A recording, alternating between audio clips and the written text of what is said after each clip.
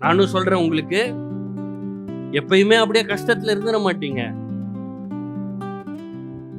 அப்படியே துன்பத்திலே இருந்து அப்படியே உங்க வாழ்க்கை முடிஞ்சிடாது. நல்ல நாட்கள் வரும். நீங்க நன்மையை நினைச்சதுனால, நன்மையை செஞ்சதுனால, நன்மையை விதைச்சதுனால உங்க வாழ்க்கையில நன்மை வரும். அந்த அந்த ஒரு நாட்களுக்குள்ளாக நான் பிரவேசிக்க முடியும். ஆனா தீமையை விதைச்சிடாதீங்க. ஒருவேளை நான் சொல்றேன் கேளுங்க, சிலர் என்ன பண்ணுவாங்கன்னா, அவங்க நல்லா இருப்பாங்க, ஆனா ஃபுல்லா அவங்க தீமை பண்ணிக்கிட்டே இருப்பாங்க. கடைசியில பார்த்தீங்கன்னா அவன் சந்ததியில அவன் புள்ள உட்காந்து அறுத்துட்டு இருப்பாங்க. நம்ம எப்பயுமே நம்மளுடைய சந்ததியை யோசிக்கணும், பிள்ளைகளை யோசிக்கணும், பிள்ளைகளின் பிள்ளைகளை யோசிக்க வேண்டும். ஆலயத்துக்கு வரோம், பிள்ளைகளை கூட்டு வரோம். என்ன எண்ணத்தோட கூட்டு வரோம்? வேதம் போதிக்குது. பழைய ஏற்பாட்டுல தேவன் சொல்றாரு, இந்த தேசத்துக்கு வந்து நல்லா இருக்கும் போது,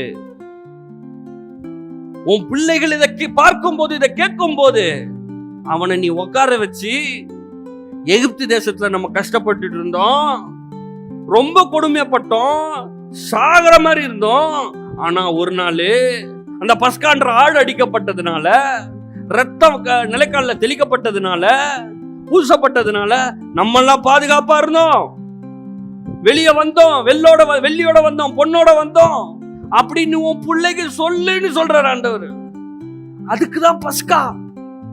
வெளியே வந்தாச்சு, ஆனா பஸ்காவை மறக்கல அவங்க. இன்னைக்கு வரைக்கும் பஸ்கா அங்க நடக்குது இஸ்ரவேல்ல. இன்னைக்கு வரைக்கும் ஏன் பஸ்கா கொண்டாடுறாங்க? ஒரு நாள் அடிமைத்தனத்தில் இருந்தோம், ஆனா இப்ப அடிமைத்தனத்தில் இல்லை. அப்போ உங்க பிள்ளைகளுக்கு எதை கற்றுத் தருகிறோம்? தீமை செய்யறாங்களா? சரி கூட, அவன் செய்யட்டும், அவன் செய்யட்டும். நம்ம நல்லதுதான் செய்வோம், நம்ம நல்லதுதான் பேசுவோம், நன்மைதான் செய்யணும். நீங்களும் நன்மை செய்யுங்க. ஆண்டவரை தேடுகிற காரியத்திலும் சரி, ஆலயத்துக்குலாம் வரோம், இது நல்ல காரியம். ஆலயத்துக்கு வர்றது நல்ல காரியம். உங்க பிள்ளை பார்க்கும், ஓ சண்டே ஆனா சர்ச்சுக்கு போறாங்க.